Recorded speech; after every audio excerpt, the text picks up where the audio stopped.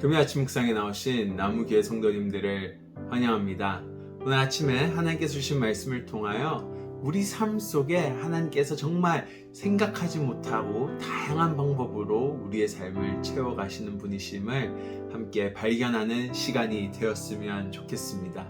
오늘 우리에게 주신 말씀은요, 출애굽기 1장 11절에서 20절 말씀입니다. 함께 드라마 바이블로 먼저 말씀 듣고 오시겠습니다. 감독들을 그들 위에 세우고 그들에게 무거운 짐을 지워 괴롭게 하여 그들에게 바로를 위하여 국고성 비돔과 라암셋을 건축하게 하니라. 그러나 학대를 받을수록 더욱 번성하여 퍼져나가니 애굽 사람이 이스라엘 자손으로 말미암아 근심하여 이스라엘 자손에게 일을 엄하게 시켜 어려운 노동으로 그들의 생활을 괴롭게 하니 곧 흙 이기기와 벽돌 굽기와 농사의 여러 가지 일이라. 그 시키는 일이 모두 엄하였더라.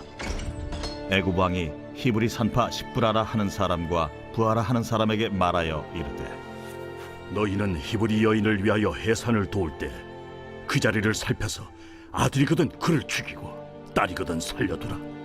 그러나 산파들이 하나님을 두려워하여 애굽 왕의 명령을 어기고 남자 아기들을 살린지라. 애굽 왕이 산파를 불러 그들에게 이르되, 너희가 어찌하여 이같이 남자 아기들을 살렸느냐? 산파가 바로에게 대답하되, 히브리 여인은 애굽 여인과 같지 아니하고 건장하여 산파가 그들에게 이르기 전에 해산하였더이다. 하나님이 그 산파들에게 은혜를 베푸시니 그 백성은 번성하고 매우 강해지니라. 저희가 어제 아침 묵상에서 죄로 인하여 우리의 삶이 계속적으로 궁핍하고 만족하지 못한 바로 가난한 자로 살아가는 것을 함께 살펴보았습니다. 오늘 본문인 출애굽기 1장을 살펴보면요, 노예라는 신분과 삶을 통해서 이스라엘이 가난하고 궁핍한 상황에 놓여져 있음을 볼 수 있습니다. 그들은 육체적으로 억압을 받았습니다. 그리고 저희가 잘 알듯이 계속적으로 노예들을 못되게 굴고 그들에게 계속 억압하는 애굽의 백성들, 애굽의 왕이 바로가 나오는 것을 볼 수 있습니다. 그런데 오늘 더해서요, 노예라는 신분에 놓여짐을 통하여 육체적 억압만 받은 것이 아니라 오늘 바로 이스라엘 백성은 정신적 억압마저 받고 있었습니다. 바로 자신들의 아이들이 죽어야 하는 운명에 처해 있었기 때문이죠. 오늘 애굽의 왕인 바로는요, 히브리 산파를 부릅니다. 십브라와 부하를 부르게 되는데요. 그리고 그들에게 명령을 하죠. 너희는 히브리 여인을 위하여 해산을 도울 때에 그 자리를 살펴서 아들이거든 그를 죽이고 딸이거든 살려두라. 근데 하지만 산파들은 바로의 말을 순종하지 않았습니다. 하나님을 두려워하여 그들은 남자 아기를 죽이지 않고 살리게 되었습니다. 히브리 산파, 십브라, 부하도요, 실질적으로 노예라는 삶을 살고 있는 이스라엘 백성이었습니다. 실질적으로 왕의 명령을 만약에 이 사람들이 이행했다라면 그들은 노예 신분을 갈아치우고 조금 더 편한 삶을 살 수 있었을 것입니다. 가난과 궁핍한 상황을 벗어나 조금 더 만족하고 편안한 삶을 누릴 수 있었던 것입니다.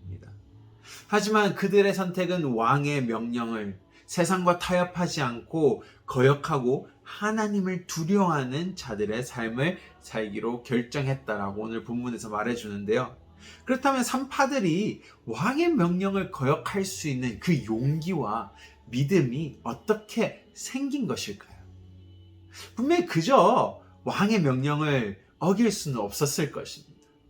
출애굽기 1장을 저희가 조금 조근조근 천천히 읽어 내려가면요, 참 재밌는 것들을 발견합니다.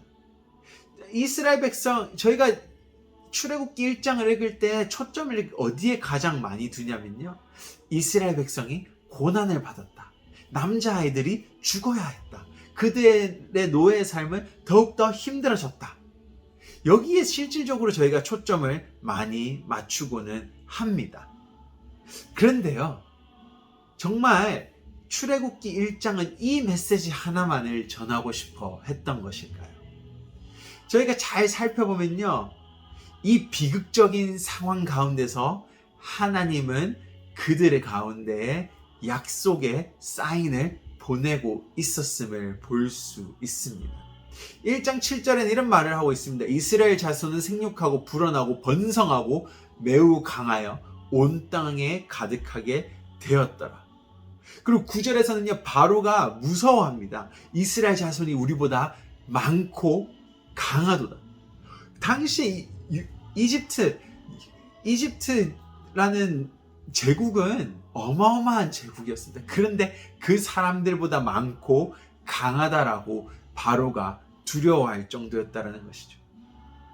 그리고 12절입니다. 그러나 학대를 받을수록 노역이 강해질수록 더욱 번성하여 퍼져가니. 그리고 마지막 20절에서는요. 그 백성은 번성하고 매우 강해지니라. 1장의 가장 중요한 메시지는 위기와 가난에 처했다가 아닙니다. 위기와 가난과 역경의 시간 속에서도 이스라엘과 산파들은 하나님의 은혜와 손길의 풍성함을 볼 수 있었고 발견할 수 있었다라는 것이 메시지인 것이죠. 오늘 이 많은 사람들이 태어났습니다. 그때 산파들은 가서 그 아이들을 받으며 깨달았습니다. 이것이 바로 하나님이 우리를 여전히 풍성하게 하실 것이다.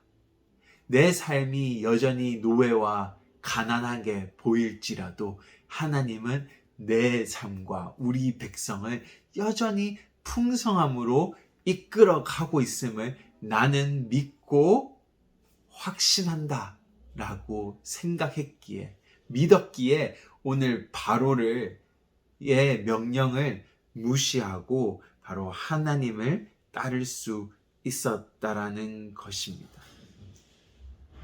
오늘 우리의 삶 속에 실질적으로 우리는 우리의 문제에 많이 초점을 둡니다. 나의 문제만을 가지고, 나의 가난만을 가지고 불만하고 낭망할 수 있습니다. 그런데 오늘 산파와 이스라엘 백성들이 잠시 자신의 노예의 삶에서 눈을 떼고 둘러보았을 때는요, 그곳에 이미 하나님의 풍성함이 가득 차고 있었음을 바라보았습니다. 오늘 우리의 삶 속에서도요, 우리가 보지 못할 뿐입니다. 잠시 우리의 눈을 우리의 문제로부터 떼고 주변을 둘러보면요, 하나님이 우리의 삶에 얼마나 다양하고 많은 방법으로 우리의 삶을 충만케 하시는지 발견할 수 있습니다. 오늘 그 손길을 삶에서 발견하고요, 세상과 타협하지 않고 하나님의 채우심을 기대하고 하나님만을 의지하며 순종하며 살아가는 우리의 삶이 되기를 원합니다. 함께 기도하시겠습니다. 하나님 감사합니다. 참 우리가 우리의 부족함과 결핍과 또한 굶주림에만 초점을 두다 보니 하나님의 손길을 바라보지 못할 때가 너무 많습니다. 그래서 우리의 문제를 해결하기 위하여, 어떻게든 빨리 해결하기 위하여 세상과 타협할 때가 많습니다.